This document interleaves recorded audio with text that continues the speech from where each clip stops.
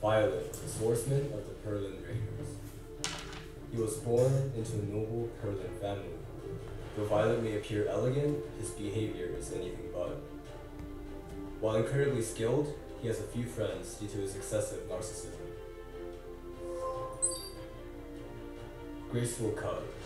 Graceful Cut is a skill that increases the efficiency of counterattacks by decreasing the attack of the enemy while gaining one focus. Duel Accepted. Duel Accepted is Violet's core skill that recovers the caster's health, increases evasion chance on cooldown, and allows the caster to counterattack with Graceful Cut when successfully evading. Butterfly Cut. Butterfly Cut is a skill that deals huge damage to the enemy by consuming all focus. The more focus consumed, the more damage it deals, so it's important to use as much focus as possible.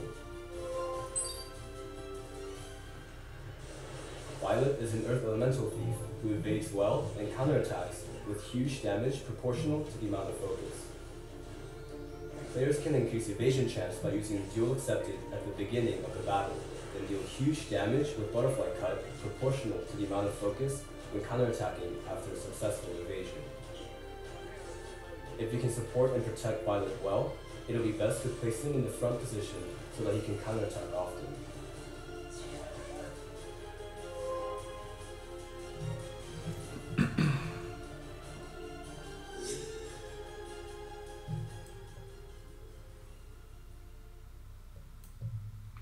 Alright guys, so here we go. We're hopping into the update. You guys just saw we got thrown for a complete loop. Basically, yeah, we're not getting Luna, we're not getting Lidica, we're getting this guy Violet. So another Earth hero, guys. So let's go and hop in. You guys kind of see from the video what he's about. So Graceful Cut attacks with for a 65% chance to decrease attack for 1 turn. Now I'm not sure what they were saying with Graceful Cut, how that, you know, it has an ability to counterattack, because in the skill description here it didn't say anything about that, but so it actually does say with Graceful. So it says Violet is able to counterattack with Graceful. Oh, you counterattack with Graceful Cut. I see what they're saying. Okay, never mind. So when he counterattacks from his, I would assume from his skill 2, he then can counterattack with Graceful Cut. So that's what they mean. Gotcha. Okay. All right. So, and then his active 2 is a 5-turn cooldown. Prepares, you know, he recovers health. He grants an extra turn to the caster if the skill is on cooldown. Increase evasion chance by 30%. After successfully evading, gain 1 focus and counterattack. Amount recovered is proportional to the caster's max health. Okay. And then his third ability is pierces the enemy with a sword, loses all focus damage dealt, is proportional to the amount of focus consumed. If focus is consumed, reset cooldown to Butterfly Cut. Okay, so he can get you free. He can I would assume it resets the full cooldown. But possibly you could only reset 1 cooldown. But because I'm pretty sure how Bologna was worded was she could immediately go into her skill 3 from her skill 1 with her focus as well. So kind of a similar mechanic. So if you're at 5 focus, you basically are going to be able to generate and do Butterfly Cut again. So I don't know how I feel about the unit. I would say it's definitely a skippable banner if you guys have been saving for something, if your team is lacking certain units, because he's a pure DPS unit. And he has some utility. He has evasion on himself. He has counterattacks, but he doesn't do anything for the team. He only does this for himself. So he's a similar unit to Kisei, but Kisei actually was able to do a lot of different things because she gave herself stealth, so she protected herself in that aspect. But she also did affect debuffs on the enemies as far as ripping apart shields, and then as well, she was able to increase cooldowns of the enemies, which would, you know, not directly affect your team, but indirectly it did because it basically helped your team not take the ultimate attacks from the enemies. So I would say if you really, really want a DPS unit that's Earth, you could go for him. Like myself, I don't have Bologna, so that would be a good option. But I don't feel this unit, or Violet, sorry, not she, he is a must-have unit. He's a regular unit, so he's potentially, you could pull him down the road on any banner. So I don't feel the need to wail or to go heavy on this unit. Like I may do 10 summons just for a video. But definitely I'm not going to be doing like 75 like I did for Bologna. I'm not going to be doing 450 bookmarks like I did for Kisei. So, you know, I may just do 10 summons and then call it a day, see what I get. Just for a YouTube video, but that's about it.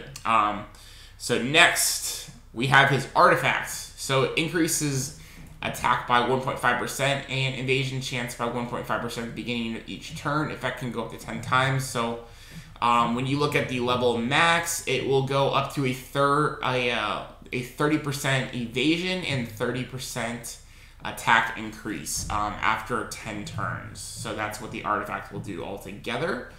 So kind of a you know, it's an okay artifact, but it's, you know, definitely not the level of Twins or Dust Devil or Wind Rider. So once again, like another reason why you may want to skip this banner.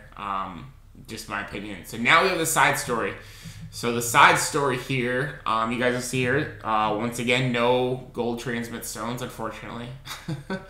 That's kind of unfortunate, but it is what it is. We haven't seen the gold transmit stones, I believe, since the New Year's event, if I'm not mistaken. But this is going to implement the first time we're going to have the easy, where are they at? All right, so here we go, easy, normal, and hard. So in previous versions of Side Stories, players were able to play World difficulty after clearing the Side Story at normal. Now there will be 4 different difficulty levels that you can select from. These levels start on easy, go to normal, hard, and hell mode. The highest difficulty, hell, will reward the player up to 5 times the amount of event currency. Additionally, in order to increase player or increase character progression, the rewards for the higher level stages include 3-star penguins, as well as an increase in epic and rare catalyst chests that can be attained. Okay. The rewards for higher stages. Interesting. So hell costs you 30. Wow. So you have to have a recommend of 170,000 CP and 30 stamina. Interesting. So you're not going to be able to like fodder farm those. So I would say to fodder farm, you're going to have to stick on normal, it would look like. So stages 4 and 10 allow players to select a difficulty. Players may only select a higher difficulty if they successfully cleared that one before. Remember, the higher difficulty, the lower, the stronger the enemies, but the better rewards. Okay, so we'll have to see when they come out, like what the actual drops will be in comparison. I'm interested because it looks like, because they're on normal, they only show you the normal screenshot, and it just looks like the normal stuff, like the crappy fodder gear, the fodder drops, and then the rare catalyst. So we'll have to see on hell also if like the epic catalyst drop is significantly higher. We'll have to see on that. But you see here they did implement, guys, the new updated system where we are getting significantly more catalysts. So you guys see here we're going to get 6 of the epic, which is double what we got from the last event and all previous events as well. So we're going to get Eric Carapace, if I'm pronouncing that, I'm sorry, wrong, I'm sorry. We're going to get 8 of those, and we're going to get 15 sharp spearheads. We get still the 1 Mulligora seed, which sucks, but it is what it is. Giga Phantasm, the ruins are the same, the bookmarks are the same, and a Blade Dash Penguin. So that is new. We get 5 of those. I'm not sure if that's the dark one, that's the 4-star, or if that's going to be a 3-star penguin. We'll have to see. But it could possibly just be a 3-star Earth penguin, since this is an Earth side story. And then we get the artifact charms as well. Then over here, guys, we're going to get 3 leaves. We're going to get a total of 80,000 gold. We're going to get a rare catalyst chest. We're going to get 35 sky stones, which this does not include the sky stones we are going to get for the region rewards. So we will get some more sky stones. Keep in mind, guys. Oh, wait, there's more. I totally missed this. So we're going to get a total of 85 sky stones. And then 6 silver transmit stones, and then 10 covenant bookmarks. So total bookmarks you guys are going to get is going to be 25. So enough to do 5 summons. So that's why I'm only going to have to go out of pocket like 5 summons if I do 10 summon little quick video on this banner, which ain't too bad. But anyway, then we are going to have a new, actually this is probably the best part about this is we're going to have another enemy to fight as the update happens. So we're going to have the Executioner is going to be released in Hell difficulty. So that's pretty cool. Going to be interesting to see how hard he is, considering how much they increased the difficulty from Devour. It's going to be interesting to see how hard this guy is going to be. So as of right now, it doesn't look like they've told you the drops, because these are the same drops that like just entering the level. And then it's just showing clear mission, eliminate the queen, and then you can go to him. Obviously the same kind of stuff.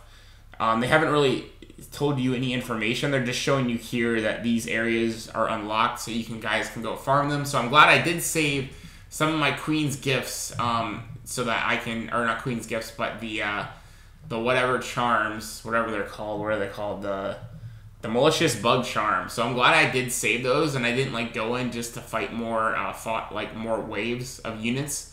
So I actually have, I believe, like 2 saved up or whatever. So that's pretty cool. I can farm more of the epic gear from Hell mode. That's gonna be good.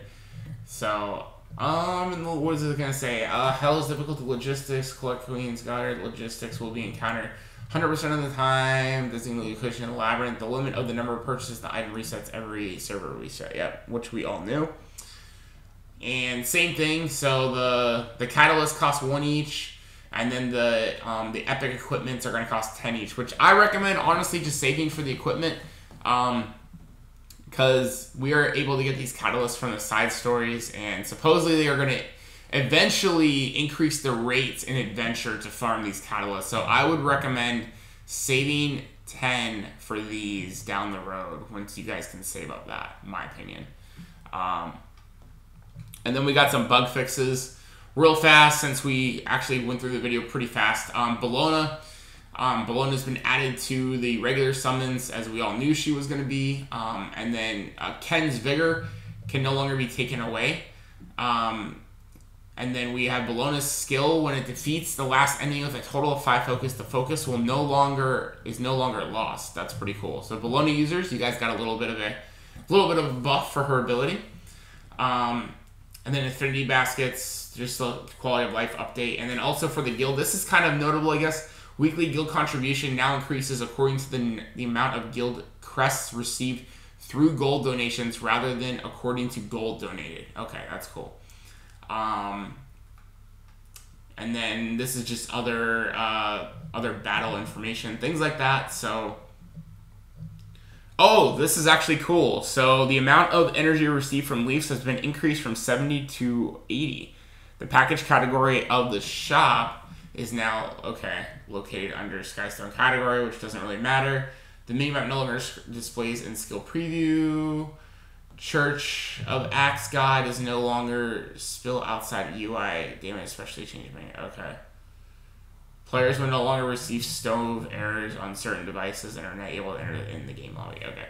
So still not like that's cool. We get an additional 10 stamina, but honestly for Leafs that's still kind of like they still really need to fix the amount of stamina. We need to get at least 100 stamina on refreshes for Leafs and Skystones, in my opinion.